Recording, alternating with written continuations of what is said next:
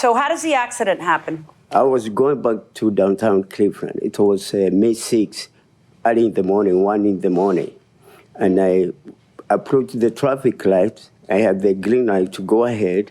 And to my left, I knew there was a car waiting there to turn left. That was going opposite direction, but they wanted to turn in front. Right. So when I went through the light, I knew that car was still there.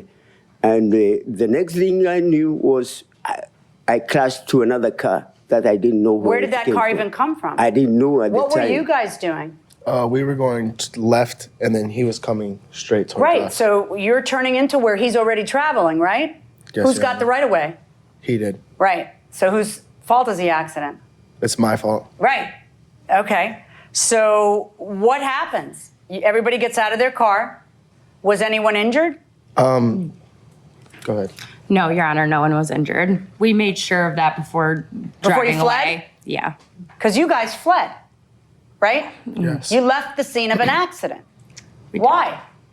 I was nervous, to be honest. I can't hear you. I said I was nervous, to be honest. What were you nervous about? Were you driving intoxicated too, just less intoxicated than she was? No, Your Honor. I was not What were you nervous intoxicated. about then? I just have never been in an accident. Right, but how does it make it better to flee? Now it's a criminal case instead of just an accident that can happen to anybody. When you flee, that leads me to believe that it's better for you to flee than to stay, right? So why would you flee? Did you flee too? I wasn't the passenger in the car. Yeah, you fled in the car. Did you stay there? No. And say, no, you can run, but leave my car and me here. Yeah, that didn't happen, right? No. Why would you guys do that? Yeah, How old are I you? don't know. I am 25. How old are you? I'm 25 as well. So what happens? They flee, and you call the police. Yeah, actually, I called police before they left. Right. And he approached me. He said, look, I will give you $500 and the witness $500 so that I don't have to wait for police. The witness? What witness? There was A third car? Yeah, before So he... wait. So he was trying to bribe the witness? Yes. Okay. Because before he turned left, there was another car in front So of that him. car's a witness? Yes, he was taping everything. He has a video GoPro camera. and taping everything? Yes. So did you offer the witness $500? No, I didn't offer the witness $500. Did you offer him $500 to... I didn't offer him, a certain amount, but I did offer him money. There What'd you wasn't say? a specific amount. What did you say? I told him that I would give him money. I'll give you money if what? If he didn't call the police. Okay, why didn't you want him to call the police? Because I didn't want to get in no trouble for the hit. Okay, now, apparently you had no insurance, right? I did not at the time of the accident, no. Right, so you would have gotten a ticket for driving without insurance. You would have gotten a ticket for failure to yield right away, which you ended up getting eventually. And this is my favorite part of the story, how long it took. And then you could very well have been charged with leaving the scene of an accident, right? And that's a criminal offense. So what happens? GoPro man, the witness, hands the police the tape from the GoPro. Yes. 2 years later. 2 years ago.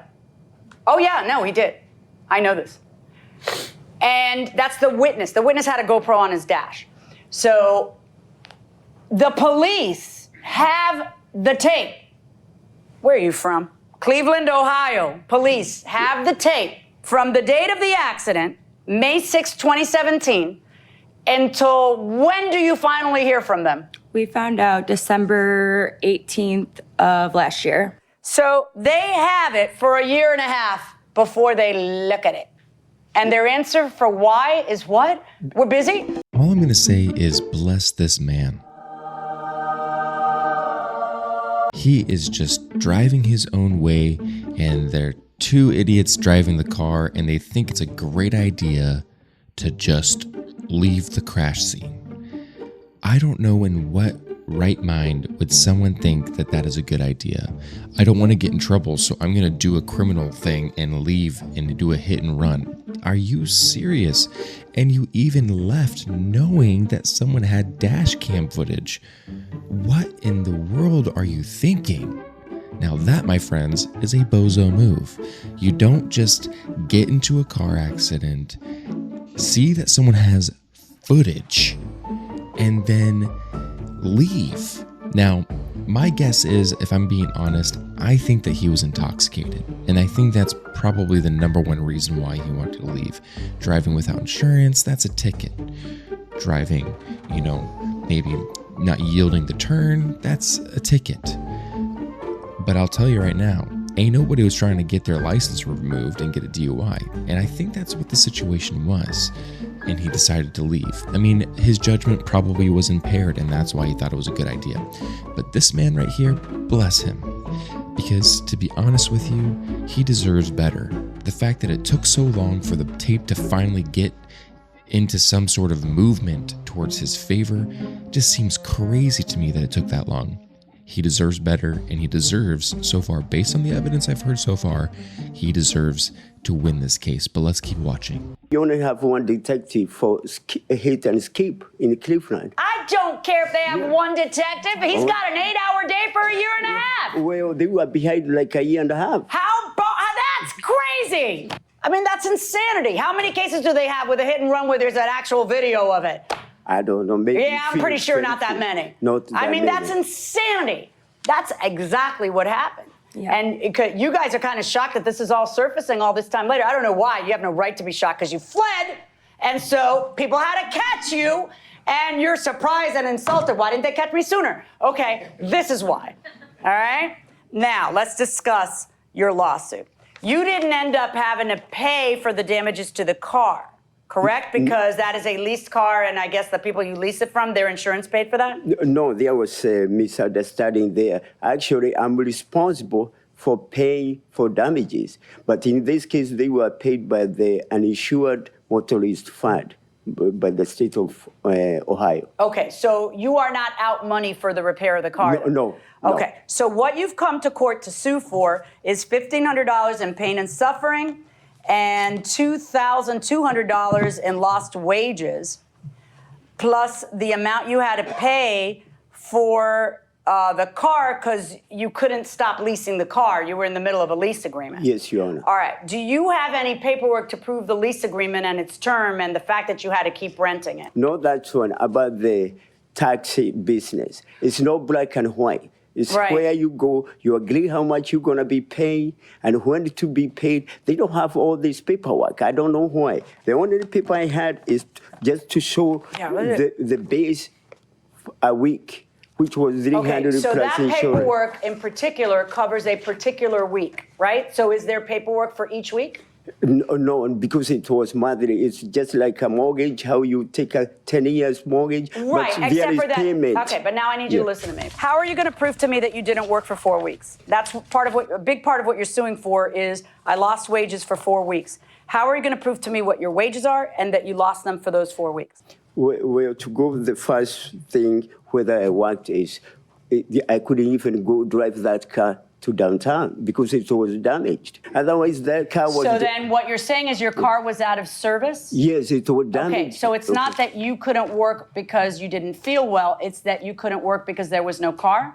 Okay, so then that's even easier to prove. Then you can show me how long the repair place took to fix the car. Do you have the repair paperwork? Well, the repair was done by the company because I could not... It doesn't matter. Do you have the repair paperwork so I can see how long? No. Okay. No. So you're also suing for pain and suffering. Tell me about that. Well, as the doctor instructions after... Can I see that? Let me see every piece of paper you have from the hospital. Okay. Now, you guys thought the paperwork was fraudulent. Why? Okay, there are a few misspellings on there, and also the nurse had wrote on the bottom that he had took Percocet from his friend for his pain. But I know that's illegal to take other people's medication. You just can't do that, and I don't think the nurses are writing that on his Why not? hospital Why wouldn't a papers. nurse write that if that's what he said? I'm sorry, but I don't think that this young lady here has any right to say, I think that's illegal for taking a friend's medicine. I'm going to be honest with you, honey. I just don't think that you have a right to say much about this because you quite literally just fled the scene of a crash site after a man who is potentially injured through this whole thing, and suddenly you're the one talking about what's legal and what's not legal. You don't really have ground to stand on here. Let's keep watching. Then I don't think the nurses are writing that on his Why not? hospital Why wouldn't a papers. nurse write that if that's what he said? It's important to his medical diagnosis that he's on Percocet. But isn't that illegal? It was Yeah, his but what does friends. that have to do with whether he's on Percocet? If I'm in pain and someone has a Percocet, I may take the Percocet. That's not your business. Your business is you hit a guy, he got in pain, and you fled, hoping nobody had you on tape, which makes you a terrible person. Okay? You see what I'm saying? So it's really not your business that he didn't have the money to get Percocet prescribed to him directly and pay for the Percocet, and he had a friend who he borrowed Percocet from. I don't think that if I were in your position, I'd be hinging my hat on that. Okay. Did you end up at a chiropractor? They recommended that you go to a chiropractor. I went to once, and then after they told me how much cost it was, and I didn't have insurance, I didn't proceed. I just continued taking the So how did you end prescription. up getting better? It took me a while to get Okay. it. What were you going to say in answer to my We question? just have a picture of the car, and I'm just a little confused with the pain and suffering because Hold on, this my is, bailiff will get it from you. that's literally it's not that bad. Like, that was the only damage that was done. Have you ever been in a car accident before, or was this your first? Yes, Is this your car? that's mine. Right. That's what the was the back of damage my to his car. car? Do you have a picture of that? Of the damage to his car? You didn't No. stick around for that. All right. Do you have a picture of the damage to your car? No, I didn't have. What kind of car were you in? It was a Dodge fan. One time I was in an accident. I was in a Honda van, and it was my fault. And I hit the Mercedes that was in front of me. It was right in front of the courthouse that I was the judge at. And the lady was fine. Her Mercedes had a scratch on it, and the entire front end of my Honda was in. But she was fine. Everything depends. I don't think you're in a position to say someone's lying about their pain and suffering because look, this is the only damage to my car. You have no idea what you inflicted on the other person, which was what makes you such miserable people, to just leave him to be out there to wait for the police alone, and just leave because you're so selfish and you were only thinking about yourself. I don't think I'm going to listen to you tell me about whether or not he was in pain when I know that before anybody even caught you, he's telling the nurse that he's in such pain that ibuprofen doesn't help, and he had to borrow a friend's Percocet. I think that's a better indication of the kind of pain he was in than what you're saying. Do you have anything else to show me? No, Your Okay, Honor. I have some concerns about your proof in the case because, you don't have a lot to show me to prove the things that you're saying. You don't have, and I understand that sometimes it's just the way the industry works. I get that. But, at a minimum, the person who you lease it from could testify to me that it was in the shop for X weeks. He could write an affidavit that says that. You could show me the paperwork from the place that says that. There's so much you could do to show me that you were out of work for that amount of time. It's ironic because I think what happened is because the police took so darn long, it's really hard for you to build your case. The police ask you if you wanted them arrested? Yeah, they wanted me to prosecute them Why criminally. didn't you? Because I called him in January and I asked him to work with me, and then later on he had his father call me, say I'm harassing them. And then they asked me... This is why no good deed goes unpunished. These are the same people who fled the scene. Why would you cut them another break? You know what they care about? Themselves. It never ceases to amaze me how no good deed goes unpunished. Well, I talked to Ken. Yeah, you know what? We're good. I don't need to hear anything else. I am more mad at them for fleeing and then having no soul at this trial than I am at you for not having paperwork. But I can't ignore that you're missing a lot of paperwork. So I'm not going to give you the amount that you are asking for on your lost wages, but I am going to order the defendants to pay you $2,000 in pain and suffering. That's my verdict.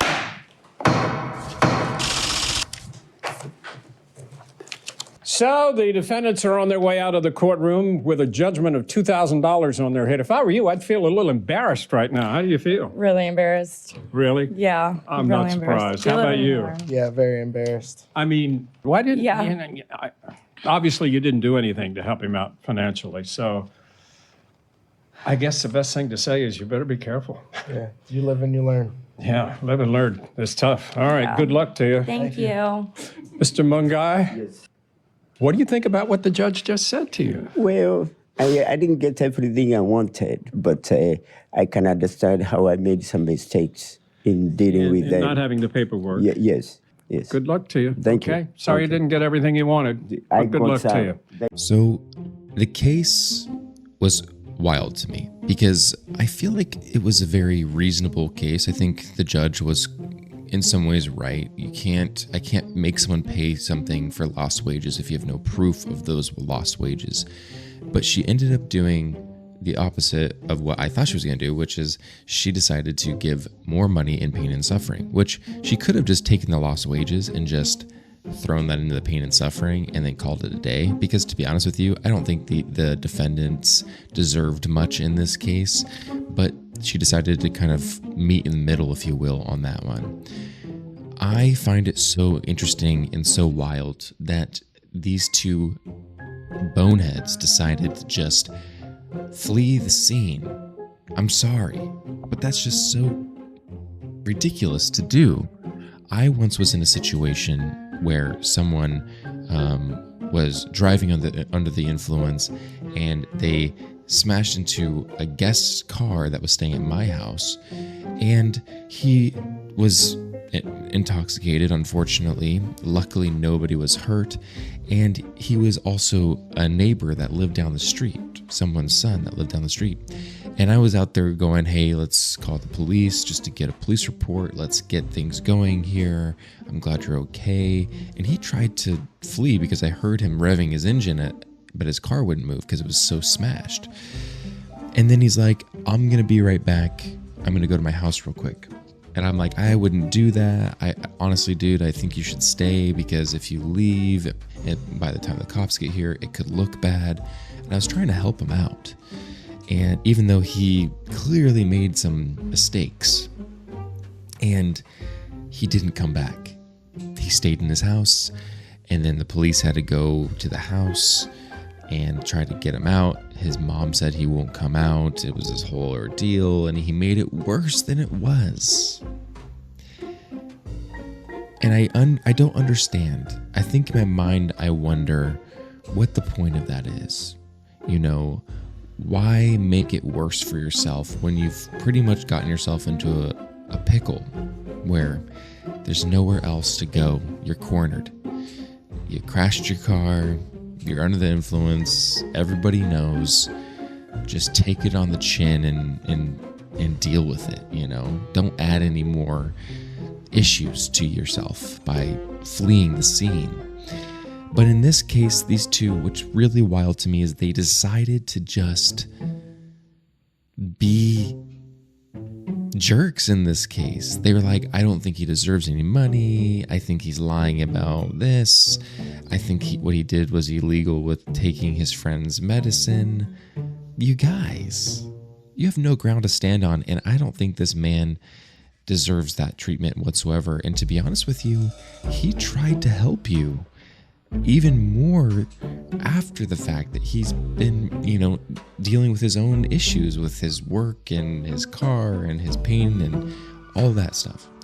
So I believe this case was somewhat fair, but I do believe that he deserved more, in my opinion.